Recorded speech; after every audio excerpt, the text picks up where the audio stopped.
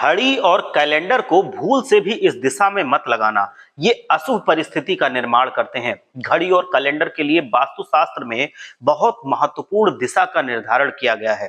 दोस्तों, वास्तुशास्त्र के अनुसार घर के अंदर मौजूद प्रत्येक वस्तु में पॉजिटिव और नेगेटिव दोनों प्रकार की एनर्जी होती है।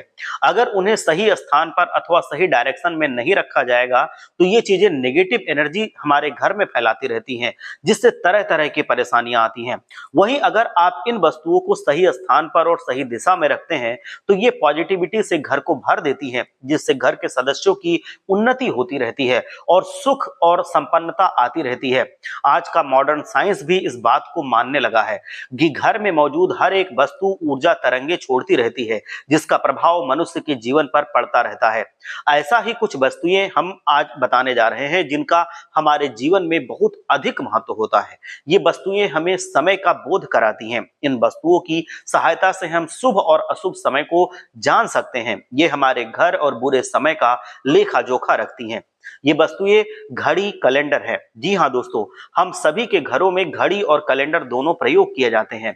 घड़ी बीतते समय को आने वाले समय के बारे में हमें सूचित करती रहती है और हमारे जीवन में सबसे अधिक महत्व का समय भी यही बताती है।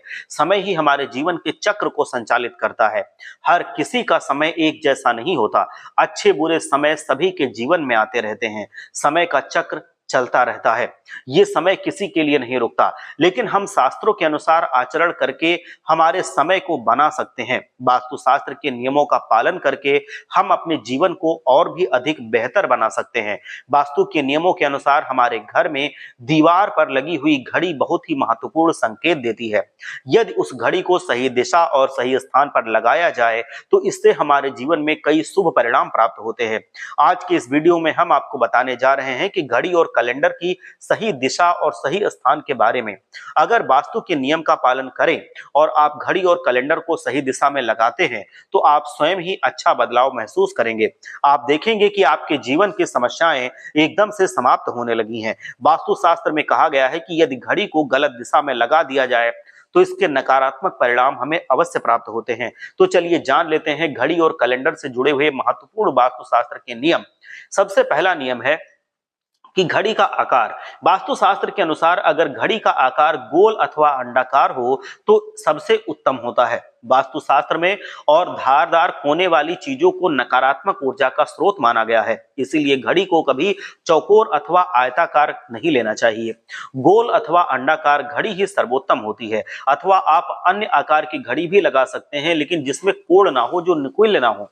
दूसरी बात है, घड़ी में देवी देवताओं की तस्वीरें कभी नहीं लगानी चाहिए। आजकल देखा जा रहा है कि बाजार में कई तरह की घड़ियां आ रही हैं जिनके अंदर भगवान की तस्वीरें अंदर लगी हुई हैं, उनके ऊपर सुइयां चलती रहती हैं।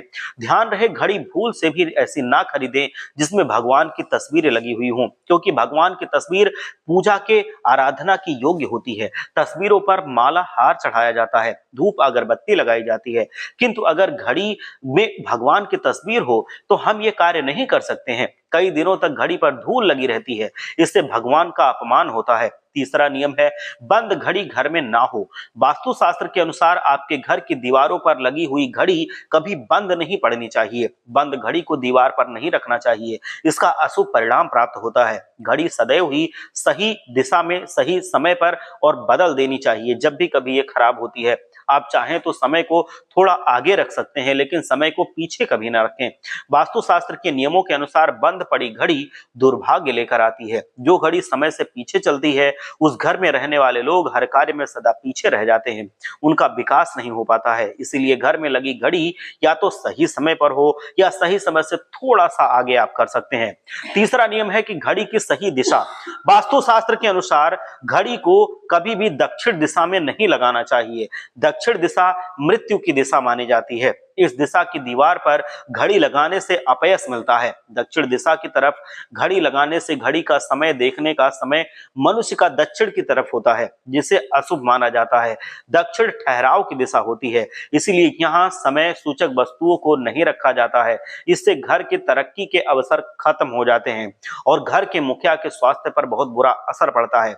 घड़ी को हमेशा ही पूर्व अथवा उत्तर दिशा की दीवार पर लगाना चाहिए।